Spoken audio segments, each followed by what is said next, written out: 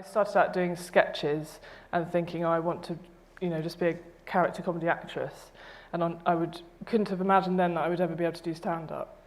And then I did a double act for a bit, and I started, sort of riffing with the audience and wanted to be sort of a version of me more. So then I started doing my own things and becoming this sort of, version of myself, like a stand-up, really.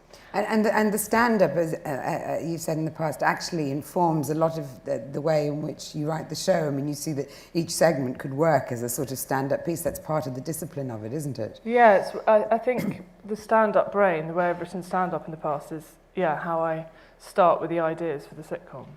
Right, because it's an unusual show in that it's not a usual ensemble cast where you get stuff from the sitcom or the group of people. It really is predominantly about the one person, and it could kind of be about anything, universal theme. So what stand-ups write about, if that makes sense. You've been described as the reincarnation of Tommy Cooper, Eric. Yes, you have. I could give you a few other choice ones. Eric Morecambe, I know, is an idol. You're sort of unashamedly retro in a way, aren't you? Yeah, well, I always knew. I mean, when a producer said, "Do you want to develop something?" I said yes, and I thought, well, I might as well go for my pipe dream. And I said I'd love to do a sitcom that's also sort of light entertainment in its format, and I looked at camera and lets us fully embrace the studio sitcom genre, because I think people were sort of at that stage sort of slightly looking down on it, and it was all about single camera sitcoms at that time. So I said, well, let's not be afraid to go, the studio sitcom is what it is, and let's do You've Been Watching. I'll look to camera, and just the performances will be quite heightened and surreal, but hopefully bedded in enough reality for people to sort of go with them. So I just wanted to embrace that 70s feel that I love so much. Were people sceptical at first? Yeah. Well, I remember my producer. How did that manifest itself? Well, the producer was great. She just went, I think you're mad, it's really risky. She said, she was brilliant. She said, I'll support you if that's really what you want to do. But it'd be much safer, much more likely to get it on if you do a sketch show or more of a, simple setup of a sitcom. But she was great and said, okay, why don't you write it? I'll commission you to write a script, and we'll go from there. Mark, someone comes to you with a sitcom and they go, it's got no edge, no grit, no meanness, which I think is how one of the reviewers described Miranda's show. Surely your instant reaction would be, that's not for me. No, it's quite the opposite, to be honest.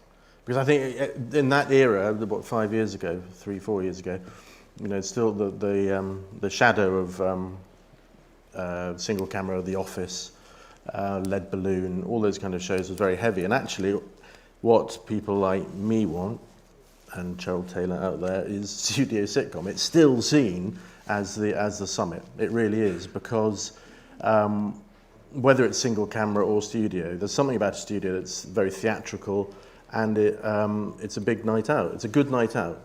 And ultimately, if you feel better after 29 minutes, having watched something, that's a good thing. And I believe in that, and you're seeing a bit of a renaissance in it now. And sitcom never died. Black Books was around, Coupling was around. If you stayed up late enough. Yeah, but this is the magic. This is the magic of getting Miranda pre-Watershed. That was. Well, interestingly, when I did start developing it, I wasn't. They said, no, you must write a single camera. We're not looking for studios. And then in the 2 years it sort of took me to develop it, that there was then a shift. They said, no, you can do it as a studio now.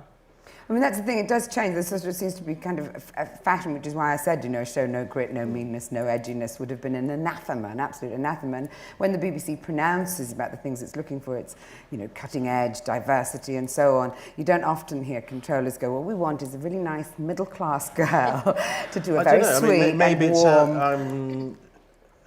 except My Family, highest ratings comedy, never won any awards or anything like Miranda, but that was playing to 7, 8, 9 million people. So in a way, it's let the people decide, and that was an amazing show, So sitcom hasn't died, shouldn't die, will never die, and I think it's the best. It's really. Female comedians on TV are about as rare as sightings of Gaddafi in the last 10 days. Why is that? And when clearly, you know, characters like Miranda and sort of before her Catherine Tate and Dawn French and Jennifer Saunders and so on have proved not just to be successful comedians but sort of world-class comedians? I think there's, if you look at the Fringe this year, I mean, it's just the weight of mathematics. You know, it's 75% men. I think also that some of the big agencies are quite male, put it that way. So I think male stand-ups get more of a push. The only comeback, I think, is that the list you mentioned, and add to that the Sharon Horgans, Julia Davis, Katie Brands. When they hit, they seem to shine even brighter. And of course, that's a wild generalisation. But you know, the excitement of Ab Fab. There were pictures all over the press yesterday of Ab Fab coming back. Catherine Tate, and Miranda and her cast, largely female cast. I think they punch brighter when they happen. So does Victoria that mean that Wood, you're actively looking for female comedians? Yeah, I was caught between doing this, which I'm very glad I'm doing, and being back at Television Centre doing Watson and Oliver, who are a female duo who have the same essential story as Miranda, which is Edinburgh shows, and then quite a long wait of honing and chucking stuff out and learning who they are before they hit TV, and it was their first record last night. So yes, I mean, I'm lucky enough to have been involved with Jocelyn G, Essien, and Catherine, and Julia Davis, Miranda. So when they hit, I think that female comedy is very enduring. I mean, look at Dawn and. But you described it as a very sort of male-led arena. Is that something that the BBC can perhaps participate in changing by you know, in some way lending practice ground, as it were, for well, I hope we do. It's not just exclusively us. I hope we do. Channel 4 are doing a comedy lab with Anna Crilly and Katie Wicks. So it's not just the BBC, but I think honestly the holy grail for us. Would be female icons, honestly. I'm not just saying that because I feel like a Tom Ellis stand-in. I'm a bit nervous with the girls, but that, you know, that's a holy grail for us. But let's talk about female icons then. You create a female icon. How do you keep Miranda in a non-competitive BBC? Oh, a ripple of laughter from I know who. That was my producer. I know that laugh. You hope that the love of the show wins out, but I mean, there's no way you can stop the likes of Miranda progressing and doing other things. So you have to be a breeding ground? Maybe comedy lost someone like Catherine Tate a bit soon, put it that way. And it's always, you don't want to say breeding ground when you're talking about a female comedian, you happily say it when you're talking about a male comedian. Let's talk a bit more about the comedy itself. I mean, it's very much that you are the butt of your own jokes, a human stegosaurus, I think you were described as by one critic. Do you have to develop do you have to develop a very... Do you never read about yourself? No, I don't. It's very healthy. Yeah, never Google. Sorry, Eric. Do you have to develop a very hard shell, or in a way, is it a form of kind of protection to be the first person pointing out, you know, your idiosyncrasies? Yes, well, people have often said that the character's sort of too self-effacing or too put down, but actually I see it more of a sort of celebration of her, me, whatever. Yeah, I mean, when we did the pilot, I think Sarah had I said I was off to shop at Big and Long, and you had some line about, don't you mean elephant and something? I can't remember what it was. The audience went, ooh. And so I knew that was then my rule for the series, that I would never get a sort of pity, it has to be a laugh. So it can't be too self-effacing. But yeah, I see the character as quite sort of celebratory of all her ridiculousness. But I think there's probably an element, I'm not going to, you know, psychobabble, there's probably an element of me, you know, getting rid of a few things from my 20s. I'm sure just a few. I mean, yeah, the thing about being called Sir, which is in the first episode, that's pretty much the one thing that happens to me in real life that's true. And I've had a lot of letters from women who are over 6 foot saying it happens to them as well, and that's just been amazing for me to hear and go, it really is just the height thing, because after a while you do get a bit like, right, this is happening quite regularly, what the hell is up with me? But I hasten to add, when people sort of really look at me, they don't carry on calling me sir.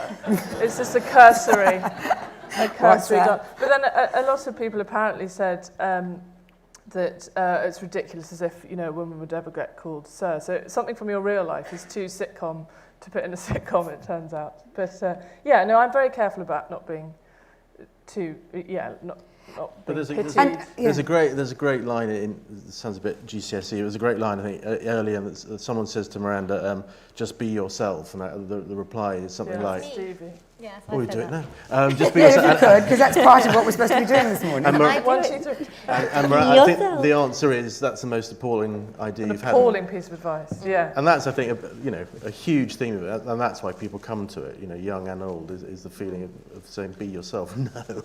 Never. But I think kind of everyone feels, I'm sort of trying to tap into the fact that I believe that everyone feels awkward. Everyone feels, an idiot, and we're all trying to get through life and cover it up, and we do it to lesser or But it's interesting you're trying to avoid the pity thing, because, if you think of sort of series like Some Mothers Do Have Them and other programmes that sort of poke fun at the main character, they did also rely on that sort of sense of pity, but it's something that you absolutely want to stand away from. Yeah, and I want to make sure it's funny, not them feeling sorry for me. But, equally, the character has, in one episode in series 2, 3 men after her. So, Lucky bitch. Yeah, the joy of writing your own sitcom. I think in this episode, 3 men will find me very attractive.